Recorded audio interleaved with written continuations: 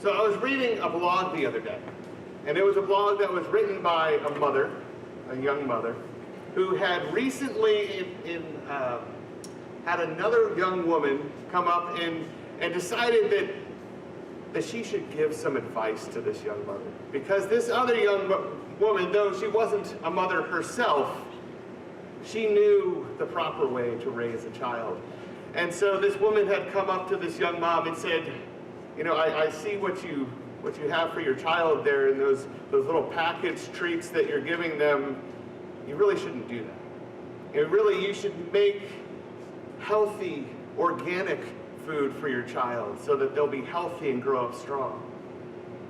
And then she said, and I saw the way that you scolded that child over there, and really, you could damage that child by scolding them in public like that, and you shouldn't do that. And she kind of went on for a while, and she kind of went on this rant, and she was saying, you know, one of the problems with parents these days is they're kind of lazy and selfish, and they'll just stick a child in front of the television like it's a babysitter, and then they just ignore the child.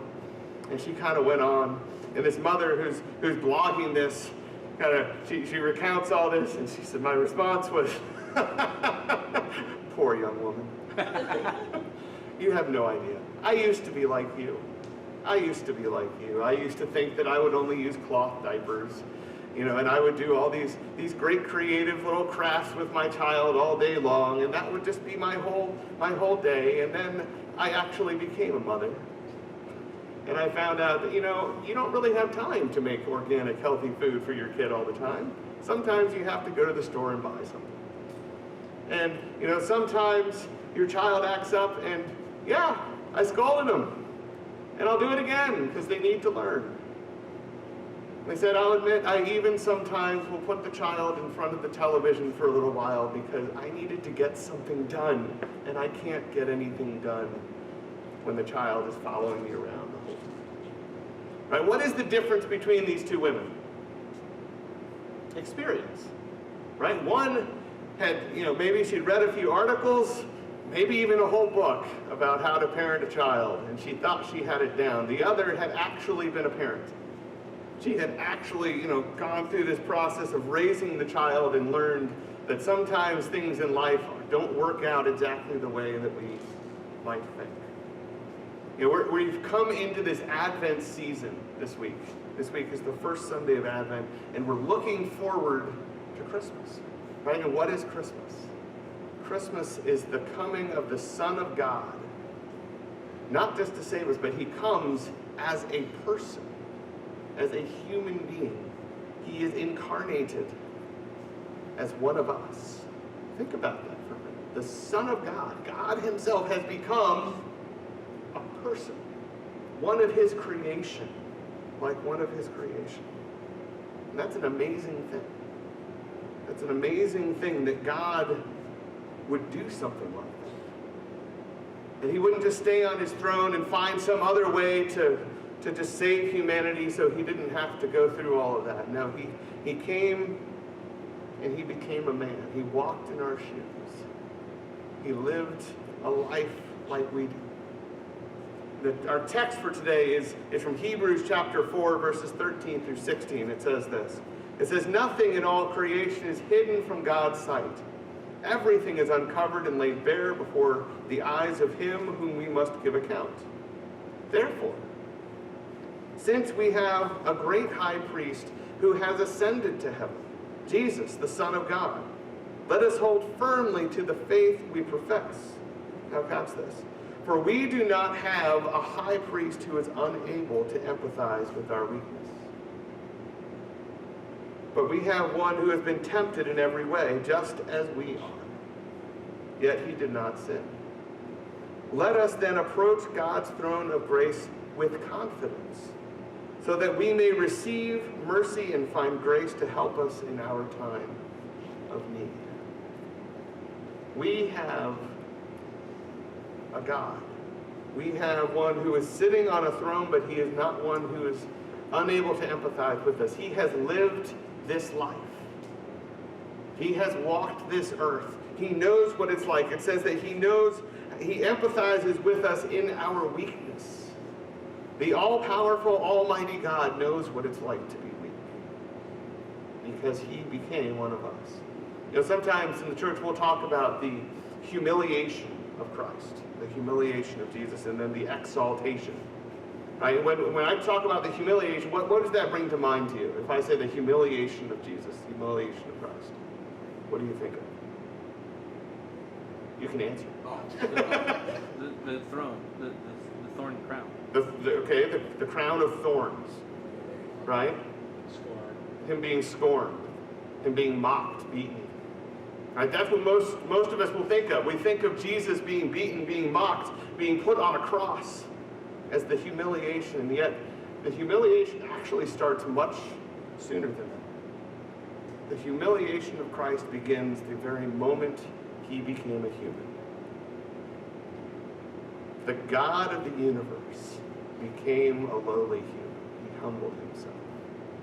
You know, think about it this way. Back in the very old days, and I mean, you know, not like the 60s or something. I mean, really old. Back in the feudal world, okay? So think like long time ago. 1400s type, long time ago, right? You had princes and kings that would rule over a region, and then under them you had the nobles, and they were the landowners. Okay, and then below them you had the knights who fought in the wars, and then you had these little guys who were called the serfs. Right? And they were basically nobodies. They had no rights. They lived on the land of the nobleman, they worked on the land of the nobleman, and they survived by the goodwill of that nobleman. And if he decided to kick them out, they had no place to go. It was a rough life. Now what if a prince, right, the son of a king over the whole region, decided one day, I'm going to become a serf? And he walks out of the castle, he walks past the moat, he goes, takes off his royal clothes and dresses himself in the rags that a serf would wear. And he finds a hut or builds a hut to live in. He does the work of the serf. That in and of itself would be humiliating. That would be humbling for him not to live as a prince, but rather to become a serf, and that is what Christ has done. The Son of God became a lowly human being. We read earlier in Psalm 34, it says that God knows our frame. He will not forget that we are dirt. Kind of puts us in our place. Sometimes we as human beings like to think of ourselves pretty highly because, here on earth we're kind of at the top, but compared to God, he had to humble himself to become one of us. And he does. He became one of us. He faced all of our temptations. He endured all of our weaknesses. He walked in our shoes. And so here in Hebrews it's saying that he knows what it's like. He knows what it's like to face the things that you have faced. And then he bids you. Because this is the word of God. This is God talking to us. He says, come before me with confidence. With confidence, knowing that I know what it's like. I've been there. I've faced that temptation. I've beaten that temptation. And it calls his throne a throne of grace where you may receive mercy and grace in your time of need. And he didn't just face our temptations, right? He lived the whole life. Right? He ran the gambit with what humanity is. He was born as a little baby. Right? The God who for all things are possible, right, became this little baby who had to rely on mom and dad to feed him, change his diapers, right? All of those things. He grew up. Right now in children's church, they're talking about the story of when Jesus was 12, he went to the temple. Right? He grew up as a kid. He knows what it's like to be a kid. He had to obey his parents.